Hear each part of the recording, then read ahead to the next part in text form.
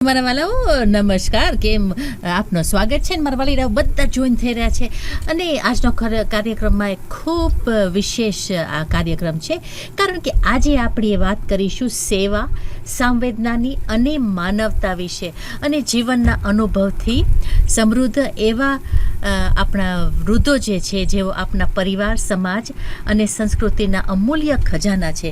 તો આજે આપણી સાથે છે સદભાવના વૃદ્ધ આશ્રમના પ્રતિનિધિ મિતુલભાઈ, જેઓ વૃદ્ધ જીવન ને પ્રેમ કરે છે, એના બધા વૃદ્ધોને અને સન્માન અને એ લોકોનું ધ્યાન રાખે છે.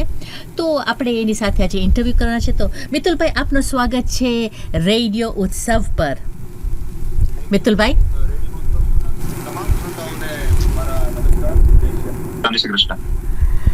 તો મિતુલભાઈ, આપ બસ એક તમને આ સદભાવનાની કલ્પના જ્યારે પહેલી વાર મનમાં આવી, ત્યારે કઈ પરિસ્થિતિ અથવા અનુભવ એ આપને તમને પ્રેરિત કર્યા હતા? જોશબેન, આપણને બધાને ખ્યાલ છે કે પૃથ્વી પર વસતા કોઈ પણ મનુષ્ય માટે વૃદ્ધાવસ્થા એ અનિચ્છનીય બાબત છે. કોઈ પણ વડીલ, કોઈ પણ વ્યક્તિ વૃદ્ધ થવા નથી માંગતું, કારણ કે જેમ જેમ વૃદ્ધાવસ્થા આવે તેમ તેમ અનેક શારીરિક, માનસિક, સામાજિક અને આર્થિક સમસ્યાઓ ઊભી થતી હોય છે. ત્યારે અમારી ટીમ ઘણા વર્ષોથી આ સેવા ક્ષેત્રમાં સંકળાયેલી છે. અમે આવા ઘણા બધા વડીલો એવા જોતા કે જેઓ પોતાની જે સેકન્ડ ઇનિંગ્સ કહેવાય, અથવા જિંદગીના છેલ્લા 10 કે 20 વર્ષ હોય ત્યાં કોઈને કોઈ આશરો શોધતા હતા.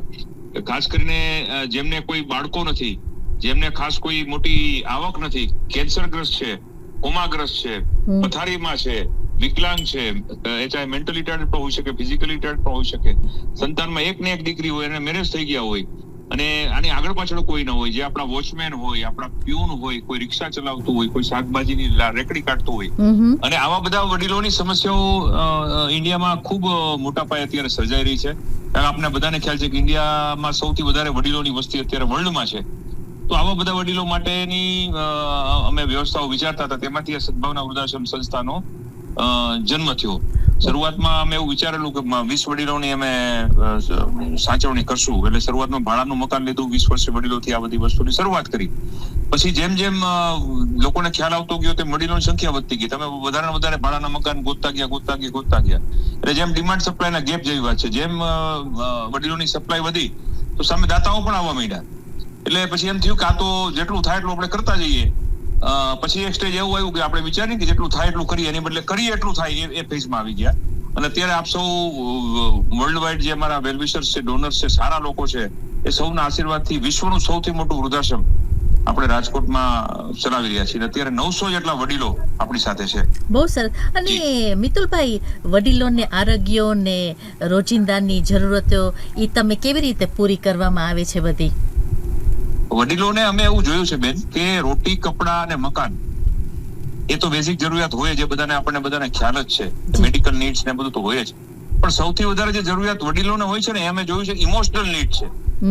ત્યારે કોઈ એની વાત સાંભળે, એને કોઈ વાલ કરે, એને પોતાનું સેન્સ ઓફ બિલોંગિંગ થાય, એને પોતાનું, કારણ કે મનુષ્ય જે છે એનિમલ નથી. એને એક સંવેદના જોઈએ છે, એક કરુણા જોઈએ છે. એને એમ લાગે કે મને મારી કોઈ કેર કરવાવાળું છે. એ બધી વસ્તુ પ્રોવાઈડ કરવાનો મેં પ્રયત્ન કર્યો છે.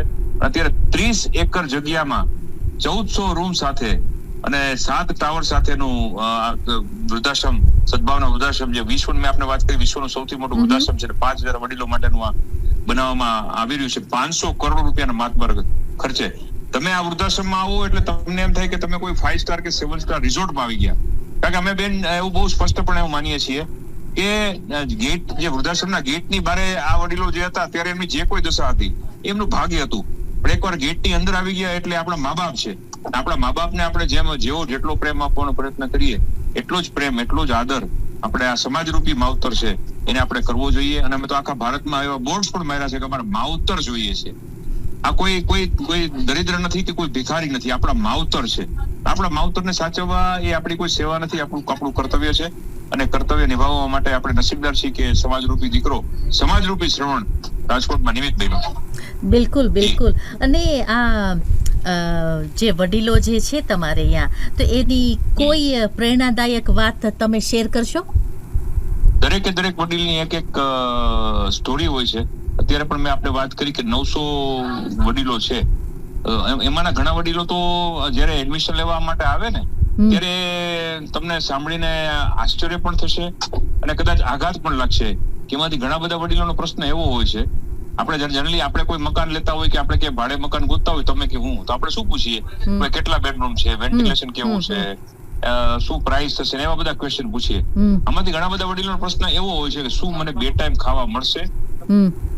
એટલે તમે કલ્પના કરી શકો કે આ કેટલી બધી ખતરનાક હાલત આ બધા વડીલોની હોય છે. અને આપણે બધાને સફરજન છે કે ઓરેન્જ છે એ આપણને કદાચ ન ભાવતા હોય એટલે ન ખાતા હોઈએ. આ લોકોને ખાવા નથી મળતું એટલે ખાતા નથી. એટલે આખા વૃદ્ધાશ્રમમાં દરેકે દરેક જગ્યામાં એ લોકો કન્ટેન્ટેડ ફીલ કરે.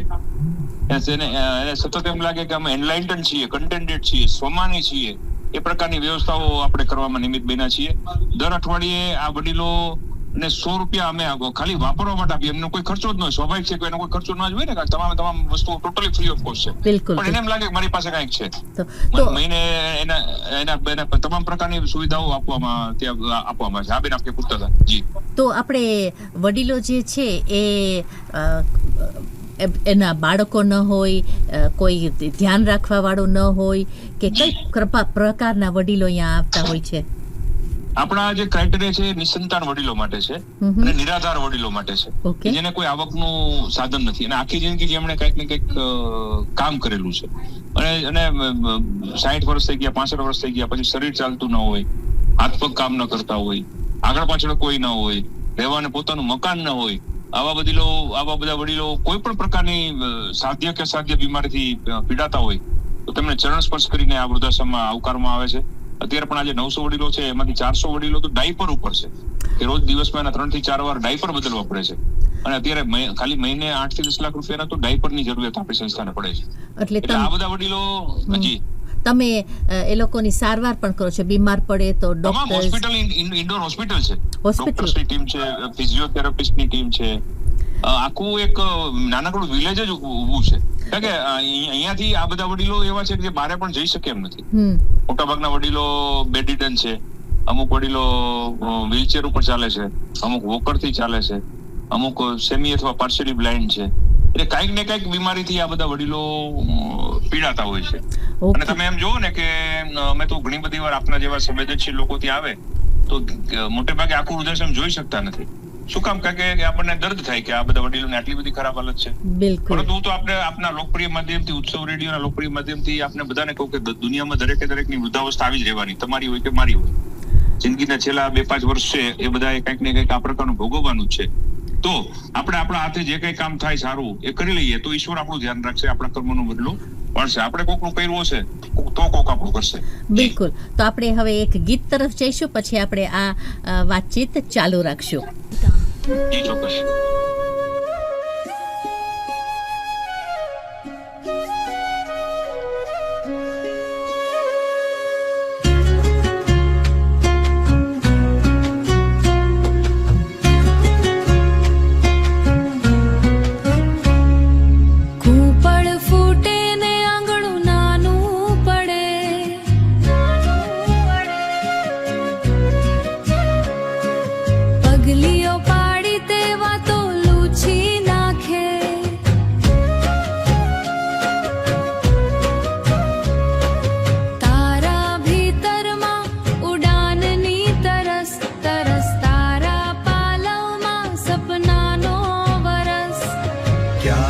તું ધીમો પડજે, ક્યારેક હું સંબંધની આ ભાષા વહેતી રહે.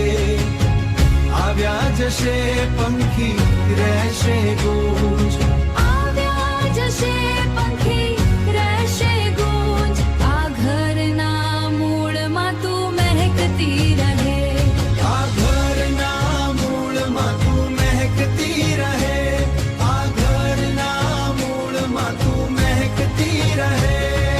માટીની સોડમને તડકાની ઉષ્મા, યાદોના વજનમાં હું હળવી થાઉં.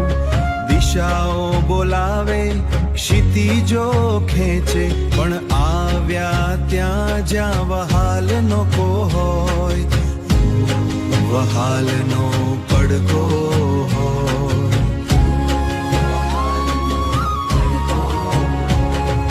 જ્યારે તું ઉડશે છત રહેશે ખાલી જ્યારે તું હશે ત્યાં અમે અહીં ખૂટશું પણ તારા વગરની સવાર નહીં હોય આવ્યાની પાંખે આખું આકાશ હશે ક્યારેક તું ધીમો પડજે ક્યારેક હું સંબંધની આ ભાષા વહેતી રહે આવ્યા જશે પંખી રહેશે ગૂંજ આવ્યા જશે પંખી રહેશે ગૂંજ આ ઘરના મૂળમાં તું મહેકતી રહે આ ઘરના મૂળમાં તું મહેકતી રહે આ ઘરના મૂળમાં તું મહેકતી રહે મારા વાલાઓ, આપ વાત કરી રહ્યા છે મિતુલભાઈ સાથે અને તે સદભાવના વૃદ્ધાશ્રમની માહિતી આપને આપી. તો મિતુલભાઈ, આપ ખાલી વૃદ્ધ આશ્રમ નથી ચલાવતા, આપ આમાં કહે છે પોસ્ટરમાં કે વર્લ્ડ્સ લાર્જેસ્ટ એન્વાયરમેન્ટલ ઓર્ગેનાઇઝેશન લખ્યું છે, તો તેના વિશે જરાક વધુ જણાવશો? સદભાવના વૃદ્ધાશ્રમની બે મુખ્ય પ્રવૃત્તિઓ છે. એક છે વૃક્ષો માટે અને બીજી છે વડીલો માટે. વડીલો માટેની મેં આપણે વાત કરી કે વિશ્વનું સૌથી મોટું વિનામૂલ્ય વૃદ્ધાશ્રમ આપણે ચલાવી રહ્યા છીએ. તેવી જ પ્રવૃત્તિ છે વૃક્ષો. પૂજ્ય મોરારી બાપુના શબ્દો કઈ માટે કહીએ તો વૃક્ષો અને વડીલો બંને મનુષ્ય માટે જરૂરી છે, કારણ કે બંને છાંયડો આપે છે. અને વૃક્ષોની આપણે વાત કરું તો જે દેશી કુળના વૃક્ષો છે, જેમ કે ઉમરો છે, પીપળો છે, વડલો છે, લીમડો છે, આ બધા જે વૃક્ષો છે એનું બધાનું આયુષ્ય 200-400 વર્ષ હોય છે. આ બધા વૃક્ષો ખૂબ મોટા પ્રમાણમાં ઓક્સિજન આપે છે. આ બધા વૃક્ષોના પાંદડાઓમાંથી, એના ફળમાંથી ઘણી બધી ઔષધિ નિર્માણ થાય છે. એટલે આપણે કહી શકીએ કે આ એક હોસ્પિટલ પણ છે. દરેક વૃક્ષ એક હોસ્પિટલ છે. તે જ રીતે તે ઓક્સિજન પૂરું પાડે છે, એટલે કે મનુષ્ય માટે જીવનનું પણ આપવાનું પણ કામ કરે છે. દરેક વૃક્ષના નીચે હજારો લાખો નાના મોટા જીવજંતુઓ ને પોષણ મળતું હોય છે, પક્ષીઓને પોષણ મળતું હોય છે. એટલે આપણે કહી શકીએ કે આ એક વૃક્ષ જે છે એક ધર્મશાળા પણ છે, એક રહેઠાણનું પણ સ્થળ છે. અને તે જ રીતે આ વૃક્ષ એક મંદિર પણ છે, કારણ કે કૃષ્ણ ભગવાને ગીતામાં કીધેલું છે, ભાગવતમાં, કે વૃક્ષોમાં હું પીપળો છું. એટલે ટૂંકમાં અને અન્નક્ષેત્ર પણ છે, કારણ કે હજારો લાખો પક્ષીઓ માટેનું ખોરાકનું પણ એક મોટું સાધન છે. આપણે કમ્ફર્ટેબલી કહી શકીએ કે દરેક વૃક્ષ માણસને, દરેકને આપણે બધાની ઈચ્છા હોય કે આપણે મંદિર બનાવીએ, અન્નક્ષેત્ર બનાવીએ, ધર્મશાળા બનાવીએ, હોસ્પિટલ બનાવીએ. આ ચાર વસ્તુનું કોમ્બિનેશન એક વૃક્ષમાં થાય છે. એટલા માટે આપણે છેલ્લા 11 વર્ષની અંદર 1.5 કરોડથી પણ વધારે વૃક્ષો વાવ્યા છે. અને માત્ર વાવ્યા છે તેટલું નહીં, તેને ઉછેરા પણ છે. કારણ કે જનરલી ઇન્ડિયામાં એવું બનતું હોય છે કે વૃક્ષો ખૂબ મોટા પ્રમાણમાં વવાતા હોય, પરંતુ તેનો ઉછેર ન થાય, તેને પાણી પાવામાં ન આવે, તેની ફરતે પિંજરું રાખવામાં ન આવે, તો 2-4-6 મહિનામાં તેનું બાળમણ થઈ જતું હોય. એટલે આપણે કોઈ પણ વૃક્ષ વાવીએ છીએ તો તેનો 4 વર્ષ સુધી એનું દેખભાળ રાખીએ છીએ. આપણી પાસે અત્યારે 700 ટ્રેક્ટર, 700 ટેન્કર અને 4000 કર્મચારીઓનો પેઇડ સ્ટાફ છે, જે દર અઠવાડિયે 2 વાર આ બધા વૃક્ષોની દેખરેખ કરે છે. અત્યારે સમગ્ર ભારતને ગ્રીન કરવા માટેનું અમારું કેમ્પેઇન ચાલ્યું છે. ઓહો. અને પર્યાવરણ માટે લોકો કઈ રીતે જોડાય છે? પર્યાવરણ માટે કોરોના 1 અને કોરોના 2 આવ્યું પછી આપણને બધાને ખ્યાલ આવી ગયો છે કે જો આપણે વૃક્ષોને અને પર્યાવરણને નહીં બચાવીએ તો આપણે પણ નહીં બચી શકીએ. એટલે લોકો ખૂબ જાગૃત થઈ ગયા છે. અમે શું કર્યું છે કે દરેક વૃક્ષ જે કોઈ પણ વાવે એમાં એમનું નામ લખીએ છીએ. ધારો કે મારો બર્થડે હોય તો એમાં મારું નામ વૃક્ષ પર આવી જાય, નેમ પ્લેટ આખી આવી જાય. બીજું, દર 3 મહિને એને રિપોર્ટિંગ મળે ગૂગલ મેપ લોકેશન સાથે, ફોટોગ્રાફ સાથે, તમારું વૃક્ષ આટલે પહોંચ્યું. એટલે એક પ્રકારનું આપણને આપણું ચાઇલ્ડ હોય અથવા આપણા પેરેન્ટ્સ હોય તેવી ફીલ આખી આપણને આવે. એટલે વૃક્ષો નાના લોકોથી લઈને મોટા લોકો ખૂબ મોટા પ્રમાણમાં વર્લ્ડ વાઇડ જોડાઈ રહ્યા છે આપણી સાથે. બિલકુલ. અને બહુ જ સરસ સેવા છે. અને આ કાર્ય દરમિયાન સૌથી યાદગાર અનુભવ તમારો કયો હતો? સૌથી યાદગાર અનુભવ તો એવો છે કે રાજકોટમાં મેં વૃક્ષો અને વડીલો માટે જ્યારે પૂજ્ય મોરારી બાપુએ રામકથા આપી ત્યારે આ જાહેરાત તમે કરવાના હતા, મીડિયામાં પણ હજી નહોતું આપ્યું. અને ત્યાં પહેલા દિવસે અમારા ઘરમાં એક મોટી ઉંમરના બા નાનું મોટું કામ કરવા માટે અમે રાખ્યા છે. એ બાએ ક્યાંકથી સાંભળ્યું છે કે આ કોઈ રાજકોટમાં કોઈ રામકથા કરે છે વૃક્ષો માટે. તો એમણે મને પૂછ્યું કે મને કે બેટા તું જરા જાણે દે ને કોણ કરે છે. એટલે અમે કીધું કે આપણે જ કરીએ છીએ. તો એમણે મારા ચરણ, હું એમનાથી, મારી માના ઉંમરના છે, એણે મારા ચરણ સ્પર્શ કર્યા અને પછી પોતાના જેને કહેવાય ને સાડીના પલ્લુમાંથી 1000 રૂપિયા કાઢ્યા. પછી કીધું કે બેટા આ નાનકડી રકમ છે, તમે લેશો. એટલે અમને એમ થયું કે આપણને ઓલા ખિસકોલી, જેમ રામાયણમાં ખિસકોલી હતી ને, સેતુબંધ બાંધવાની પેલા ખિસકોલી એક કર્યું હતું ને ખિસકોલીને રામ ભગવાને પણ પ્રણામ કર્યા હતા. એટલે અમને એમ થયું કે અમારા સબરીમાં આવી ગયા, બિલકુલ અમારા ખિસકોલીમાં આવી ગયા. એટલે આવા અનેક ચમત્કારો આ દરેકે દરેક ઘટનાક્રમોની વચ્ચે મળે છે અને આપણને એવું લાગે કે ઈશ્વર જ આપણો ભાગીદાર છે. ઈશ્વર જ જે કઈ છે એ આપણને જશ આપે છે. બાકી સાચું કામ તો ભગવાન કરતો હોય છે, ભગવાન જ આપણને પ્રેરણા આપતો હોય છે. અને મિતુલભાઈ, સમયની જરાક બંધી છે, કારણ કે 3 જ મિનિટ છે આપણી પાસે. તો યુકેમાં રહેતા ગુજરાતી સમાજના લોકો કઈ રીતે તમારો સહયોગ આપી શકે? પેલા તો આપ બધા રાજકોટ ખાસ રૂબરૂ બધા લોકો જોવા આવો, કારણ કે યુકેના લોકો બધા ખૂબ રાજકોટ સાથે કનેક્ટેડ હોય જ છે. અને કોઈને પણ કાંઈ પણ કામકાજ હોય તો મારું નામ મિત્તલ ખેતાણી, મારો મોબાઈલ નંબર 9824221999 ઉપર આપ સંપર્ક કરી શકો છો. અને કોઈને કાંઈ પણ તન મન ધનથી યોગદાન આપવું હોય, કાંઈ પણ બીજું કાંઈ પણ કામ હોય, આપણે રાજી ખુશીથી ત્યાં રોકાવા આવવું હોય તો પણ 1-2 દિવસ 5 દિવસ માટે અમારા મહેમાન બનો અને મારો સંપર્ક કરી શકો છો. અને તમારું વેબસાઇટ સદભાવનાધામ.org. તમામ સોશિયલ મીડિયા ઉપર પણ સદભાવના વૃદ્ધાશ્રમ ફેમસ છે અને વેબસાઇટનું આયા છે સદભાવનાધામ.org. જી. અને આજના ઉગીને જે બાળકો જે છે, તમારે એને કઈ સંદેશો દેવો છે? બાળકોને એક જ સંદેશો દેવાનો છે, જેમ તમે તમારું ફાઇનાન્શિયલ પ્લાનિંગ કરતા હો છો, જેમ રિટાયરમેન્ટ પ્લાનિંગ કરતા હો છો, તો આ કર્મસત્તાનો એક નિયમ છે કે જો તમે તમારા મા બાપને સાચવવા છે તો જ તમારા બાળકો તમને સાચવશે. અને જે ગ્રાન્ડ પેરેન્ટ્સ છે ને, they are the best baby seater. એટલે આપણે જનરલી જોયું હોય છે કે યંગ જનરેશન જે છે ને, બેબી સીટર માટે ગામમાં ગોતતા હોય છે, બીજાને પૈસા આપતા હોય છે. હું તમને વિનંતી કરીશ કે તમારા ગ્રાન્ડ પેરેન્ટ્સ જે છે ને, એ જે વેલ્યુ એજ્યુકેશન આપી શકશે, કેરેક્ટર બિલ્ડિંગ કરી શકશે તમારા બાળકોને, કોઈ નહીં કરી શકે. એટલે સંયુક્ત કુટુંબ વ્યવસ્થા તરફ આપણે બધા સાથે મળીને આગળ વધવું જોઈએ, તો એ મારી અપીલ છે. અને છેલ્લે રેડિયો ઉત્સવના શ્રોતાઓ માટે આપનો સંદેશ શું છે? ઉત્સવ અમાર ગોત્ર, આનંદ અમાર જાતિ. એટલે તમારું નામ જ ઉત્સવ છે. બસ બધા આનંદ કે કિલોલ કરતા રહ્યો. અને ખાસ તો યુકેના લોકો મેં જોયું છે, ખૂબ સારા છે, સાચા લોકો છે. પણ ક્યાંક ને ક્યાંક અમે રાજકોટથી આવીએ છીએ એટલે અમને એવું લાગે કે થોડું સોશિયલાઇઝિંગ ઓછું છે. થોડા ઉત્સવ હજી વધારી શકાય એવું છે. તો બધા ઉત્સવ બધા કરો, મળતા રહ્યો તો ઘણું બધું બધાનું પેન હળવું થશે અને બધાને ખૂબ આનંદ આવશે, એવું મને લાગી રહ્યું છે. એ જ મારો મેસેજ છે. ઓકે, થેન્ક યુ મિતુલભાઈ તમારા સમય માટે. મારે હવે ન્યૂઝ તરફ જવું પડશે. થેન્ક યુ અને તમારો ઘણો આભાર. અને thank you. God bless you. Thank you. God bless you too. Okay, thank you. By.